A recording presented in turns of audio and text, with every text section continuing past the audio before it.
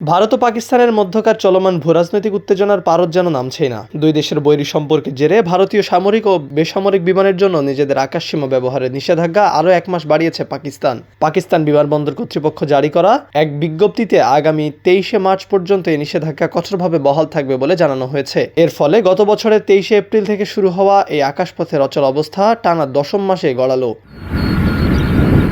প্রতিবেশী এই দুই পরমাণু শক্তিধর দেশের মধ্যে সাম্প্রতিক এই উত্তেজনার সূত্রপাত ঘটে মূলত জম্মু ও কাশ্মীরের পেহেলগাঁও অঞ্চলে সংঘটিত এক ভয়াবহ হামলার পর থেকেই। ওই ঘটনার জেরে নয়াদিল্লি কড়া পদক্ষেপ হিসেবে সিন্ধু পানি চুক্তি স্থগিত করার ঘোষণা দেয়। এর পরপরই চরম ক্ষুব্ধ প্রতিক্রিয়া ব্যক্ত করে ইসলামাবাদ এবং তাৎক্ষণিক পাল্টা ব্যবস্থা হিসেবে ভারতীয় সব ধরনের ফ্লাইটের ওপর নিজেদের আকাশসীমা ব্যবহারের এই কঠোর নিষেধাজ্ঞা আরোপ করে।